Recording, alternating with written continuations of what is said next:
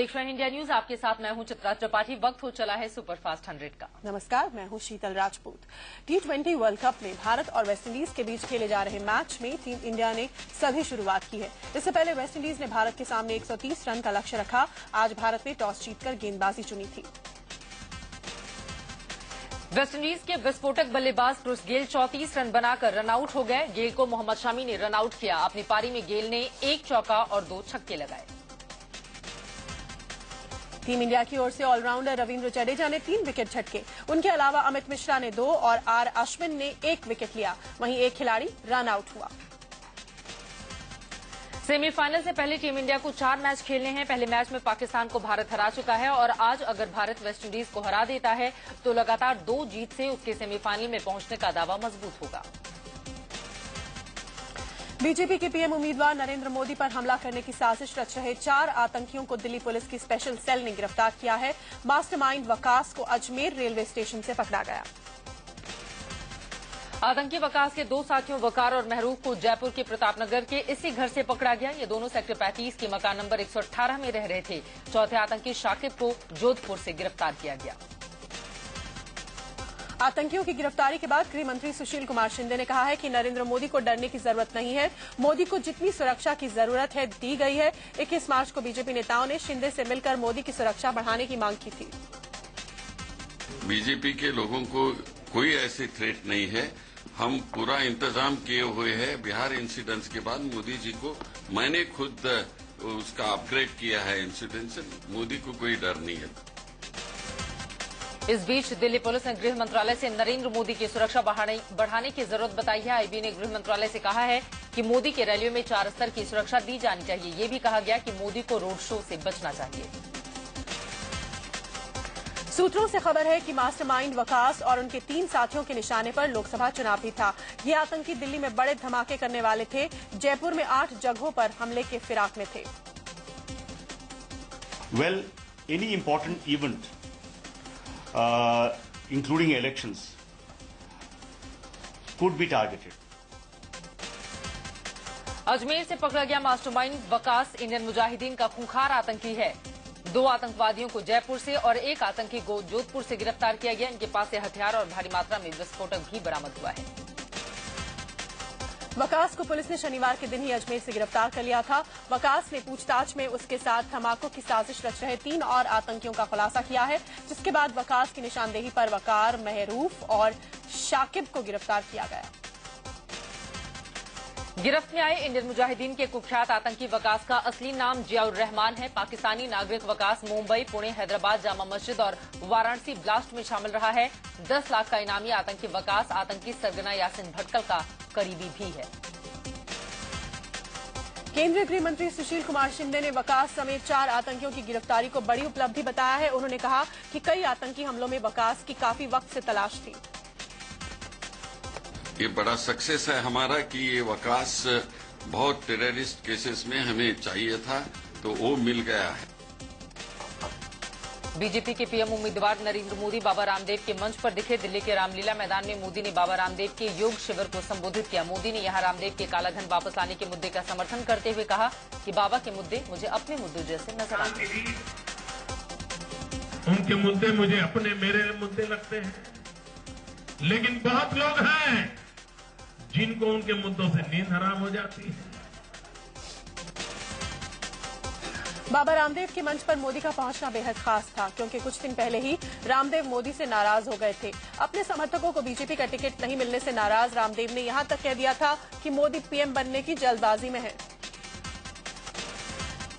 मोदी ने बाबा रामदेव की शान में कसीदे पढ़े। उन्होंने कहा कि रामदेव किसी पार्टी या व्यक्ति के समर्थक नहीं है। वो चाहते हैं कि देश में काला धन वापस आए और देश भ्रष्टाचार मुक्त बने। साथ ही वो सच्चाई के बल पर ही कई और लोगों के आदर्श बने हुए हैं। योग गुरु बाबा रामदेव ने देश भर में एक साथ कई जगहों पर योग शिविर का आयोजन किया। रामदेव ने दावा किया कि पूरे देश में करीब 1 करोड़ लोग इसका हिस्सा बने। रामदेव ने इसे योग महोत्सव का नाम दिया। हर हर मोदी की चुनावी नारी पर द्वारका पीठ के शंकराचार्य स्वामी स्वरूपानंद सरस्वती ने कड़ा ऐतराज जताया है। स्वरूपानंद ने संघ प्रमुख मोहन भागवत से मिलकर शिकायत की। शंकराचार्य स्वामी स्वरूपानंद ने कहा कि इस तरह से व्यक्ति की पूजा नहीं होनी चाहिए। ऐसा करना धर्म के खिलाफ है। मोदी के साथ जो जोड़ा जा रहा है, तो आप मोदी को ईश्वर मान रहे हैं। ये जो प्रवृत्ति है ये धर्म विरुद्ध है और ये हम लोगों को, सनातन धर्मियों को अखरती है। बताया जा रहा है कि मोहन भागवत ने भी स्वरूपानंद से बातचीत में माना है कि हर हर मोदी कहना सही नहीं। सूत्रों से खबर है कि मोहन भागवत ने शंकराचार्य को इस संबंध में बीजेपी नेताओं से बातचीत करने का भरोसा दिया है। उधर आगरा में मनकामेश्वर मंदिर के महंत योगेश पुरी ने भी हर हर मोदी घर घर मोदी नारे का विरोध किया है। महंत ने मोदी के इस नारे को हिंदू मान्यताओं के मुताबिक गलत बताया है। उन्होंने कहा कि राजनीतिक नारे को धर्म से जोड़ने पर किसी की भावना आहत हो सकती है। इलाहाबाद में समाजवादी पार्टी कार्यकर्ताओं ने मोदी के नारे को लेकर प्रदर्शन किया। नरेंद्र मोदी के नारे के विरोध में एसपी कार्यकर्ताओं ने थर थर मोदी, डर डर मोदी के पोस्टरों के साथ नारेबाजी की। हर हर मोदी नारे को लेकर मचे घमासान पर नरेंद्र मोदी ने ट्वीट किया है। उन्होंने लिखा है कि कुछ उत्साही समर्थक हर हर मोदी नारे का इस्तेमाल कर रहे हैं। मैं उनके उत्साह का सम्मान करता हूं, लेकिन उनसे गुजारिश करता हूं कि भविष्य में इस स्लोगन का इस्तेमाल ना करें।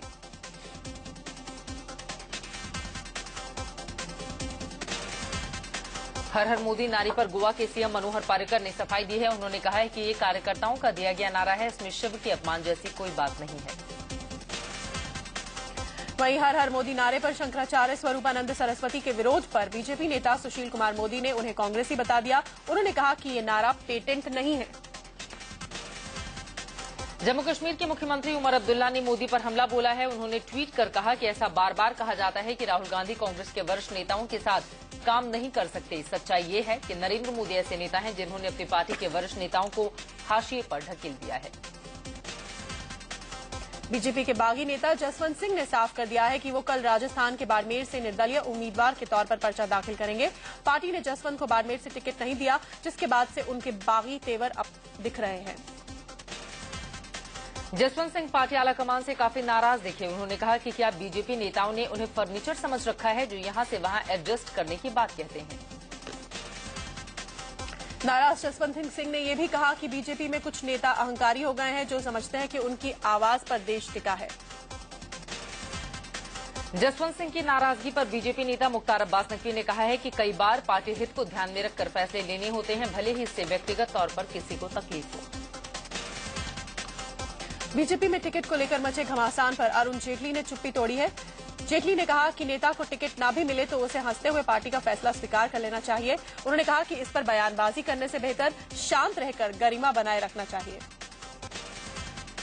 बाड़मेर से जसवंत सिंह को टिकट नहीं मिलने से बीजेपी की वरिष्ठ नेता सुषमा स्वराज दुखी हैं। उन्होंने खुलासा भी किया कि बाड़मेर के बारे में चुनाव समिति की बैठक में फैसला नहीं हुआ है।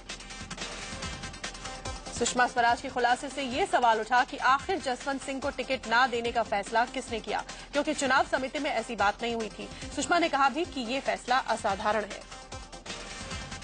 अहमदाबाद पूर्व से टिकट कटने के बाद बीजेपी नेता हरीन पाठक नाराज हो गए हैं। उन्होंने कहा है कि बीजेपी में अब समर्पित लोगों का सम्मान नहीं रहा है। उन्होंने कार्यकर्ताओं से बात कर 2-3 दिनों में अगला फैसला लेने की बात कही। दरअसल लालकृष्ण आडवाणी के करीबी और अहमदाबाद पूर्व से सांसद हरेन पाठक का बीजेपी ने टिकट काट दिया है और उनकी जगह अभिनेता परेश रावल को यहां से प्रत्याशी बना दिया है। अहमदाबाद ईस्ट से बीजेपी सांसद हरीन पाठक के समर्थकों ने फिल्म अभिनेता परेश रावल का पुतला फूंका। दरअसल यहां से मौजूदा बीजेपी सांसद हरीन पाठक का टिकट काटकर पार्टी ने परेश रावल को मैदान में उतारा है। हाल ही में बीजेपी में शामिल हुए वरिष्ठ पत्रकार एमजे अकबर का लखनऊ में राष्ट्रवादी मुस्लिम मंच के कार्यकर्ताओं ने पुतला फूंका, साथ ही उनके बीजेपी में शामिल होने की निंदा भी की। बीजेपी के एक और बुजुर्ग नेता लालमुनि चौबे भी टिकट कटने पर नाराज हो गए हैं। बिहार के बक्सर से 4 बार सांसद रह चुके लालमुनि को टिकट नहीं मिला तो वो भड़क उठे हैं और खबर है कि वो बक्सर से निर्दलीय भी चुनाव लड़ सकते हैं। लालमुनि चौबे के निर्दलीय चुनाव लड़ने की सुगबुगाहट मिलते ही बक्सर से बीजेपी उम्मीदवार अश्विनी चौबे परेशान हो गए और भागे भागे उनके घर पहुंचे। लालमुनि चौबे से हुई मुलाकात की तस्वीरें सामने आने पर बीजेपी नेता अश्विनी चौबे मीडिया पर ही भड़क उठे। श्रीराम सेना के संस्थापक और विवादित नेता प्रमोद मुतालिक ने बीजेपी का दामन थाम लिया है। कर्नाटक के वरिष्ठ बीजेपी नेताओं की मौजूदगी में वो पार्टी में शामिल हुए। गोवा के सीएम मनोहर पर्रिकर मुतालिक के बीजेपी में शामिल होने पर भड़क गए थे। आपको बता दें कि प्राथमिक सदस्यता रद्द कर दी गई है फिलहाल मुतालिक की, क्योंकि लगातार उनके नाम को लेकर विरोध हो रहा था। हरियाणा के रेवाड़ी में अरविंद केजरीवाल का जोरदार विरोध हुआ। लोगों ने काले झंडे दिखाकर उनके रोड शो का विरोध किया। रोड शो कर रहे केजरीवाल को सामने से काले झंडे दिखाकर उनके खिलाफ नारेबाजी की गई। एक तरफ जहां रेवाड़ी में केजरीवाल का काले झंडे दिखाकर विरोध हुआ, तो वहीं दूसरी तरफ शनिवार को फरीदाबाद में भी केजरीवाल को काले झंडे दिखाए गए। रेवाड़ी में आम आदमी पार्टी के कार्यकर्ताओं ने तिरंगे का अपमान किया। यहां शहीद भगत सिंह की प्रतिमा के नीचे तिरंगा जमीन पर पड़ा रहा। आम आदमी पार्टी से नाराज लोगों के संगठन आम आदमी सेना ने दिल्ली के जंतर मंतर पर केजरीवाल के खिलाफ प्रदर्शन किया। तिरंगे के अपमान के मामले में अरविंद केजरीवाल, शाजिया इल्मी, आशुतोष और सागर के आप उम्मीदवार अतुल मिश्रा के खिलाफ मामला दर्ज होगा। दिल्ली के चांदनी चौक से कांग्रेस उम्मीदवार और केंद्रीय मंत्री कपिल सिब्बल ने क्षेत्र में जनसंपर्क अभियान चलाया। सिब्बल यहां से मौजूदा सांसद हैं और उनका मुकाबला बीजेपी के हर्षवर्धन और आम आदमी पार्टी के आशुतोष से है। पाटलिपुत्र संसदीय क्षेत्र में से आरजेडी उम्मीदवार और पार्टी सुप्रीमो लालू प्रसाद यादव की बेटी ने इलाके में धुआंधार जनसंपर्क अभियान चलाया। उनका यहां मुकाबला आरजेडी छोड़कर बीजेपी में शामिल हुए रामकृपाल यादव से है। एनसीपी सुप्रीमो और केंद्रीय कृषि मंत्री शरद पवार ने विवादास्पद बयान दिया है। मुंबई के पास नवी मुंबई में उन्होंने अपने समर्थकों से कहा कि पहली बार वोट डालने के बाद उंगली पर लगी स्याही मिटाकर दोबारा वोट डालें। पवार ने कहा कि मुंबई और सतारा में अलग अलग दिन वोट पड़ेंगे। समर्थकों से उन्होंने कहा कि सतारा में वोट देकर स्याही मिटा लें और फिर मुंबई आकर भी वोट डालें। उधर पंजाब के मुख्यमंत्री प्रकाश सिंह बादल ने कांग्रेस अध्यक्ष सोनिया गांधी को सर्कस की हंटर वाली करार दिया है। उन्होंने कहा कि जो अमरिंदर सिंह अरुण जेटली के खिलाफ चुनाव नहीं लड़ना चाहते थे, वो सोनिया के हंटर चलाने पर राजी हो गए। हरिद्वार में उत्तराखंड के मुख्यमंत्री हरीश रावत ने पदयात्रा कर चुनावी शंखनाद कर दिया। इस दौरान उनके साथ कैबिनेट मंत्री और क्षेत्रीय विधायक दिनेश अग्रवाल और प्रदेश कांग्रेस अध्यक्ष यशपाल आर्य भी शामिल रहे। लोकसभा चुनाव को लेकर कांग्रेस का घोषणा पत्र 26 मार्च को जारी होगा। कांग्रेस ने यूपी में चुनाव प्रचार के लिए अपने 40 स्टार प्रचारकों की लिस्ट चुनाव आयोग को भेजी है। लिस्ट में पार्टी अध्यक्ष सोनिया गांधी, उपाध्यक्ष राहुल गांधी, प्रियंका गांधी, प्रधानमंत्री मनमोहन सिंह समेत 40 नाम हैं। छत्तीसगढ़ में चुनाव प्रचार के लिए कांग्रेस और बीजेपी दोनों ने ही अपने स्टार प्रचारकों की सूची जारी कर दी है। बीजेपी के पीएम पद के उम्मीदवार नरेंद्र मोदी दिल्ली में 26 मार्च को चुनावी रैली करेंगे। ये रैली शास्त्री पार्क में होगी। दिल्ली में 7 सीटों के लिए 10 अप्रैल को चुनाव होना है और मोदी प्रचार में कोई कसर नहीं छोड़ना चाहते। दिल्ली में लोकसभा चुनाव के लिए बीजेपी ने 360 डिग्री अभियान छेड़ने का फैसला किया है। दिल्ली की 7 लोकसभा सीट के लिए एक साथ एक दिन एक ही समय पर 300 जगहों पर बीजेपी कार्यक्रम करेगी। दिल्ली के 70 विधानसभा क्षेत्रों में बीजेपी एक साथ एक घंटे का प्रोग्राम करने वाली है। यहां जनता दरबार लगाकर कठपुतली शो और नुक्कड़ नाटक के जरिए विरोधी पार्टियों पर निशाना साधा जाएगा।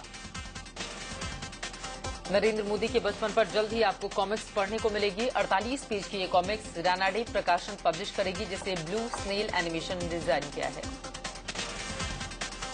अपने बयान पर उठे सियासी बवंडर पर पंजाब के मुख्यमंत्री प्रकाश सिंह बादल ने यू टर्न ले लिया। बादल ने कहा कि अरुण जेटली को डेप्यूटी पीएम बनने की बात तो उन्होंने यूं ही कह दी थी, इस पर फैसला तो एनडीए ही लेगा।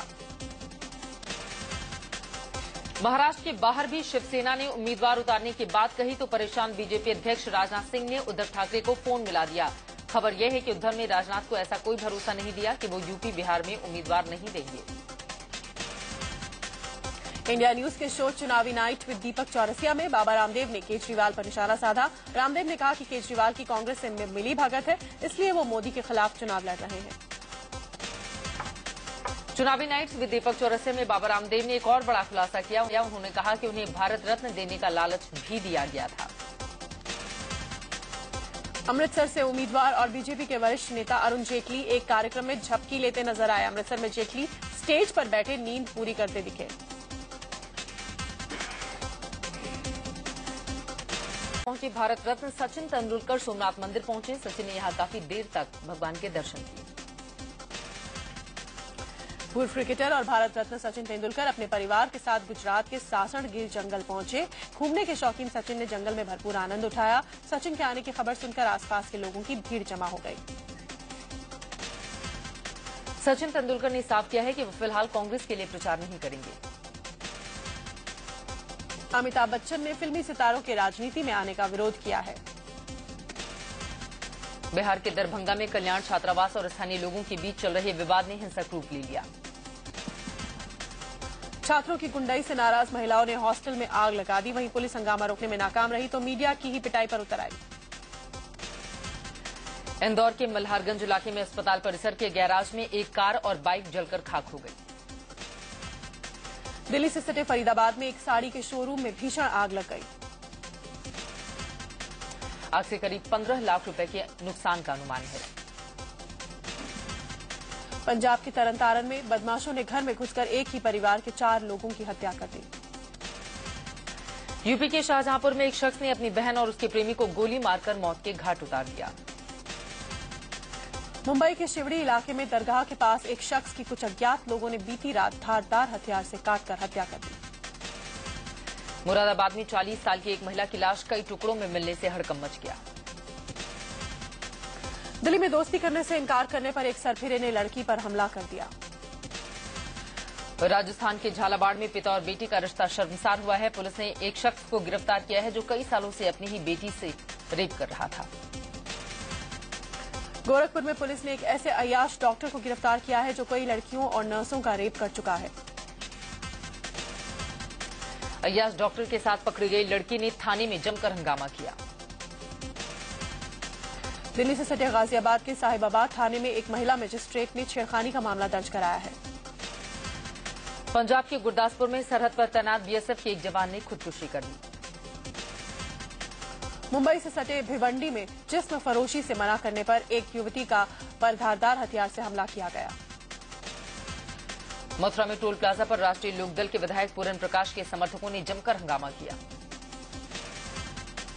आगरा में पानी की समस्या से नाराज लोगों ने आगरा कानपुर हाईवे पर जाम लगा दिया। यूपी के बलिया में हजारों गांव वालों के हमले से एक डीएसपी समेत 10 कांस्टेबल घायल हो गए हैं। दिल्ली में एक शख्स ने खुद को मिजोरम का डीआईजी बताकर एक लड़की से शादी के नाम पर 25 लाख रुपए ठग लिए। झारखंड के खूंटी जिले के मरगानडीह गांव में नक्सलियों ने जमकर उत्पात मचाया। अंधाधुंध फायरिंग कर 2 लोगों को बुरी तरह से जख्मी कर दिया। मलेशिया ने लापता विमान को खोजने के लिए अमेरिका से समुद्र के नीचे तलाश करने वाला सोनार केयर मशीन मांगी है। लापता विमान के मामले में मलेशियाई सरकार ने कहा है कि चीन को हिंद महासागर के दक्षिण हिस्से में एक बड़ी चीज दिखाई दी है जो कि लापता विमान हो सकता है। पाकिस्तान के बलूचिस्तान में भीषण सड़क हादसा हुआ है। पेप्सिको की सीईओ इंदिरा नूई को कंपनी ने $1 करोड़ 86 लाख यानी कि करीब 113 करोड़ रुपए का सैलरी पैकेज दिया है। महानायक अमिताभ बच्चन ने रियलिटी शो खतरों के खिलाड़ी के पहले एपिसोड के लिए अपनी आवाज दी। अपने आने वाली फिल्म भूतनाथ रिटर्न्स के लिए अमिताभ बच्चन प्रचार में जुटे हुए हैं। मुंबई से सटे ठाणे के एक मॉल में मैं तेरा हीरो की टीम प्रमोशन के लिए पहुंची। साजिद खान की आने वाली फिल्म हम शक्ल का फर्स्ट लुक जारी हो गया है। दिल्ली में शनिवार की रात भारत और अमेरिकी संगीत की जुगलबंदी एक मंच पर एक साथ दिखाई दी।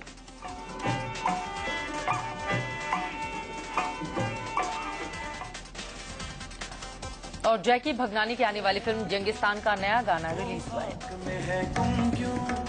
एक सांस के आने से एक सांस गई थम